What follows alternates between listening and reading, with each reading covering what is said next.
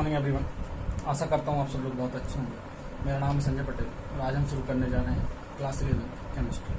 जैसा कि पिछली क्लासेस में हमने सेकंड चैप्टर पढ़ना स्टार्ट किया था, स्ट्रक्चर ऑफ एटम। उसमें हम पढ़ चुके थे कि किस तरीके से ड्यूल नेचर ऑफ लाइट को हम एक्सप्लेन करते हैं। ड्यूल नेचर ऑफ लाइट होता क्या है, किस तरीके से हमारा फोटो इलेक्ट्रिक इफेक्ट हमारा वर्क करता है, इन सब चीज़ों के बारे में हम डिटेल में डिस्कस कर चुके थे प्रीवियस क्लासेस में। फोटो इलेक्ट्रिक इफेक्ट के बारे में डिटेल में डिस्कस किया था। एक रेडिएशन में होती है इलेक्ट्रोमैग्नेटिक रेडिएशन, उसके बारे में हमने डिटेल में डिस्कस किया था। इन सब चीज़ों के बारे में हम क्या कर चुके हैं, डिटेल में डिस्कस कर चुके हैं। अब हम पढ़ने जा रहे हैं ड्यूल नेचर ऑफ लाइट का दूसरा वेव नेचर, मतलब रेडिएशंस के बारे में पढ़ने जा रहे हैं। तो रेडिएशंस नेचर जो होता है या वेव नेचर जो होता है उसे किस तरीके से एक्सप्लेन करेंगे। स्पेक्ट्रम क्या होता है, एब्जॉर्प्शन स्पेक्ट्रम क्या होता है और इमिशन स्पेक्ट्रम क्या होता है। तो बेसिकली अगर मैं बात करूं कि वेव की, तो वेव इलेक्ट्रोमैग्नेटिक वेव्स जो होती हैं वो किसके रूप में फ्लो करती हैं, इन the form of EM waves, जिसकी स्पीड होती है 3 × 10⁻⁸ मीटर पर सेकेंड और वो स्ट्रेट लाइन में ट्रेवल करती है। तो जब मान के चलिए कि जो वेव होती है उनकी अलग अलग क्या होती है, वेवलेंथ होती है। जो डिफरेंट वेव्स होंगी उन्हें कैरेक्टरिस्टिक्स जब हम पढ़ रहे थे, कैरेक्टरिस्टिक्स हमने क्यों पढ़े थे, क्योंकि कैरेक्टरिस्टिक्स से हमें क्या पता चलता है कि दो वेव्स एक दूसरे से किस तरीके से डिफरेंट है या दो वेव्स कैसे सिमिलर है। इस बारे में हमें कहाँ से पता चलेगा, उनके कैरेक्टरिस्टिक्स को ऑब्जर्व। चलिए तो हम बात करने जा रहे हैं स्पेक्ट्रम की। सपोज करो कि अगर मैं बहुत सारी लाइंस एक साथ ड्रॉ कर दूं जिनकी वेवलेंथ क्या है, जिनकी वेवलेंथ क्या है, लगभग एक जैसी है। मान के चलिए इसकी है 1.5 एंगस्ट्रॉम, इसकी 1.6 एंगस्ट्रॉम, इसकी 1.7 एंगस्ट्रॉम, 1.8। और अगर ये गैप इनका छोटा कर देता हूँ, अगर मैंने 0.1 एंगस्ट्रॉम का गैप लिया इनके बीच में, अगर इसे और छोटा कर देता तो ये क्या होता, बिल्कुल सिमिलर एक बैंड की तरह देखने को मिलती है। कैसे देखने को मिलती, बैंड की तरह देखने को मिलती है। तो इसी को बोलते हैं क्या, स्पेक्ट्रम। जो रेडिएशंस होती हैं वो जब अरेंज की जाती है in the form of consecutive wavelengths is called as the spectrum. अब स्पेक्ट्रम भी दो तरीके से होती है। इलेक्ट्रॉन या तो फिर एनर्जी एब्जॉर्ब करके स्पेक्ट्रम बनाएगा, या फिर इलेक्ट्रॉन जो होगा एनर्जी को रिलीज करेगा तब वो स्पेक्ट्रम बनाएगा। अब एब्जॉर्ब करके रिलीज करके कैसे, तो आपने पढ़ा था कि ये जैसे न्यूक्लियस है, इसके पास होता है न्यूट्रॉन प्लस प्रोटॉन, इसके आसपास ऑर्बिटल्स होते हैं जिनकी क्या होता है, k एलिमेंट होते हैं। इसमें n इक्वल क्या होता है 1, n इक्वल 2, n इक्वल 3, मतलब ये क्या है, नंबर ऑफ सेल्स। तो सबसे कम जो होती है एनर्जी किसकी होती है, n इक्वल 1 की, फिर n equal 1, n equal 2, n equal 3, n equal 4। ठीक। अब मैंने बात की कि अगर कोई इलेक्ट्रॉन था, एक इलेक्ट्रॉन था फर्स्ट एनर्जी ऑर्बिटल में, ठीक, यहां से इसने क्या किया, एनर्जी एब्जॉर्ब की। अगर मैंने एटम के ऊपर एनर्जी दी, एटम को क्या दी, एनर्जी दी, तो जैसे अपन मेटल को किसी को गर्म करते हैं, तो जैसे नॉर्मली हमने कोई भी अपना मतलब कुकिंग कर रहे थे, उसमें अपन ने क्या किया, मेटल को गर्मी दी या हीट दी, एनर्जी दी, तो वो क्या करेगा, एनर्जी को एब्जॉर्ब करेगा। वो एनर्जी कौन एब्जॉर्ब करता है, अब एटम के पास है क्या, neutron, proton and electron. Basically कोई भी जो भी हमारे पास मटेरियल्स हैं वो किससे मिलके बने हैं, एटम से। एटम के पास क्या है, neutron, proton and electron. Neutron proton कहाँ पर रिसाइड करते हैं, न्यूक्लियस के अंदर। से बाहर कौन रिवॉल्व होता है, इलेक्ट्रॉन। जो मैक्सिमम अमाउंट ऑफ एनर्जी होती है वो कौन एब्जॉर्ब करता है, इलेक्ट्रॉन ने एनर्जी एब्जॉर्ब की। अब ये एब्जॉर्ब करके इसके पास फ्रीडम थी कि कितनी एनर्जी हम दे रहे थे, उसके अकॉर्डिंगली कहाँ पे चला जाएगा, फर्स्ट ऑर्बिटल में भी जा सकता था, सेकंड में भी जा सकता था और थर्ड में भी जा सकता था। ठीक, डिपेंड करता है कि हमने कितनी एनर्जी से प्रोवाइड की है। तो ये जो एनर्जी प्रोवाइड की है इसी के कारण क्या हो रहा है, ये लोअर एनर्जी ऑर्बिटल से हायर एनर्जी ऑर्बिटल्स में जा रहा है। कब, जब हम एनर्जी प्रोवाइड करते हैं। अगर एनर्जी प्रोवाइड की, एनर्जी को एब्जॉर्ब किया इसने, एनर्जी को एब्जॉर्ब करके लोअर एनर्जी ऑर्बिटल से कहाँ पे चला गया, ये हायर एनर्जी ऑर्बिटल्स में मूव कर गया। ठीक है, तो मैंने अगर वेवलेंथ जो इसके ऊपर डाली थी, ठीक, जो वेवलेंथ डाली थी उनमें से कुछ ही वेवलेंथ है, सर्टेन वेवलेंथ है जिसे वो एब्जॉर्ब कर पाएगा, सारी वेवलेंथ एब्जॉर्ब नहीं होगी। तो जो वेवलेंथ एब्जॉर्ब कर लेगा वो वेवलेंथ ये वाली, ठीक। अभी इसके बारे में बात करेंगे कि ये वेवलेंथ क्या होती है। ठीक है, तो एब्जॉर्ब कर लेगा तो यहाँ पे वो वाली वेवलेंथ क्या हो जाएंगी, डिसअपियर हो जाएंगी, क्योंकि वो किसने एब्जॉर्ब कर ली, इलेक्ट्रॉन ने एब्जॉर्ब कर ली। सपोज करो कि ये वाली वेवलेंथ उसने क्या कर ली, एब्जॉर्ब कर ली। एब्जॉर्ब करके कहाँ चला गया, इलेक्ट्रॉन हायर एनर्जी ऑर्बिटल में पहुंच गया। तो क्या ये एनर्जी, ये जो हमारी वेवलेंथ की रेडिएशंस थी वो विजिबल होंगी या दिखाई देंगी हमें क्या आगे? नहीं, ये एब्जॉर्ब हो चुकी हैं, इलेक्ट्रॉन ने यूज कर ली, यूज करके वो हायर एनर्जी ऑर्बिटल्स में चला गया और ये वेवलेंथ क्या होगी? खत्म हो गई।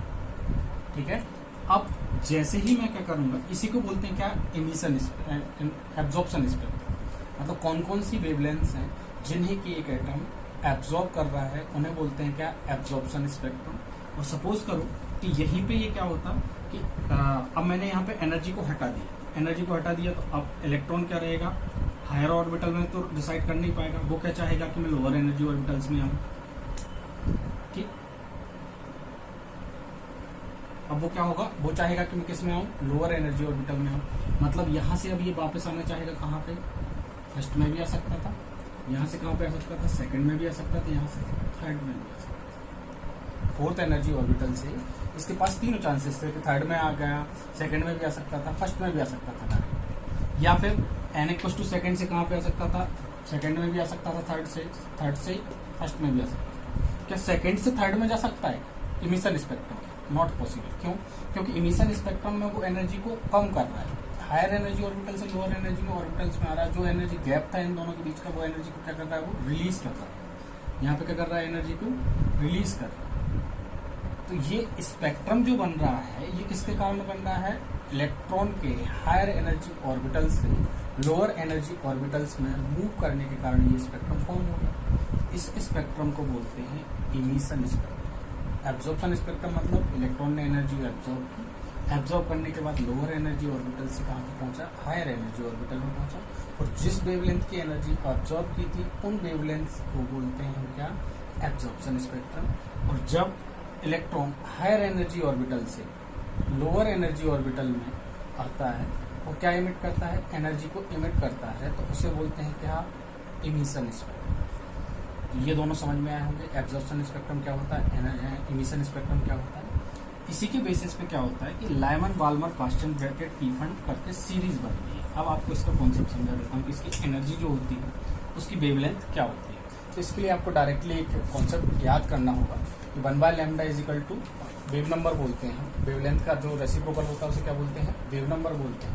तो बेसिकली वेव नंबर जो होता है 1/λ = वेव नंबर, ये किसके बराबर होता है? रेवर कांस्टेंट 1/n1 का होल स्क्वायर माइनस 1/n2 का स्क्वायर।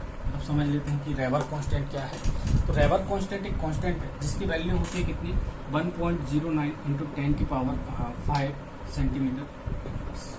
ठीक, 1.09 × 10⁵ सेंटीमीटर इनवर्स। ये क्या है? रेवर कांस्टेंट है। यहाँ से हम क्या निकाल सकते हैं? डायरेक्टली आपको एक्सप्रेशन याद करना होगा। अब ये n1 और n2 अपन देख लेते हैं कि n1 और n2 है क्या। n1 मतलब होता है कौन से ऑर्बिटल में वापस लौट के आ रहा है। ठीक, जैसे मैं बोलूँ कि n1 की पॉसिबल वैल्यूज क्या हो सकती थी? 1 2 3 4 5 6। ठीक, और n2 क्या है? n2 इससे सिंपल सी बात है कि इससे बड़ा ही होगा। या तो फिर हो सकता था 2 3 4 5 6, किसी में से भी आ सकता, 7 किसी में से भी आ सकता। ठीक, 8 तक। यहाँ पे इसके लिए n2 क्या हो जाएगा? 3 4 5 6 7 8 अप टू इंफिनिटी। इसके लिए क्या हो जाता है? n3 4 5 6 7 8। इसके लिए 5 6 7 8। इसके लिए 6 7 8 9 10। 6 के लिए 7 8 9 10। अब देखो समझ लो, अगर इलेक्ट्रॉन हायर एनर्जी ऑर्बिटल से लौट के फर्स्ट ऑर्बिटल में आ रहा है, किस में आ रहा है? फर्स्ट ऑर्बिटल में आ रहा है, फर्स्ट ऑर्बिट में आ रहा है। तो फर्स्ट ऑर्बिट में आने पर जो एनर्जी रिलीज करेगा वहां पे जो सीरीज बनेगी उसे बोलते हैं क्या? Lyman series. कौन सी सीरीज बोलते हैं? Lyman series. ठीक है, अगर अगर ऊपर की ऑर्बिटल से हायर एनर्जी ऑर्बिटल से सेकंड ऑर्बिटल में आ रहा था इसे बोलते हैं क्या? बाल्मर। ऐसे ही likewise Paschen Lyman Balmer Paschen Brackett टीफन। ठीक, Lyman Balmer Brackett Paschen Brackett टीफन। ये 5 सीरीज आपको याद करनी है। आपको क्वेश्चन किस तरीके से दिया जाएगा कि क्वेश्चन में आपसे डायरेक्टली बोला जाएगा कि लाइमन सीरीज बन रही है। कौन सी सीरीज? लाइमन सीरीज के लिए आपको फिफ्थ ऑर्बिट से आपको बताना है कि फिफ्थ ऑर्बिट से कौन से उसमें मूव कर रहा है। तो ये आपको इसके अकॉर्डिंगली सॉल्व करना होता है। अगर फर्स्ट ऑर्बिट में आ रहा है तो उसे क्या बोलेंगे, लाइमन सीरीज। अगर सेकंड ऑर्बिट में आ रहा है तो वालमर, मतलब एन अगर लाइमन सीरीज बोला गया, मतलब लाइमन सीरीज मतलब n1 की वैल्यू आपको देगा। अगर ब्रैकेट सीरीज बोला गया तो आपको n1 की वैल्यू कितनी हो जाएगी आपकी 4।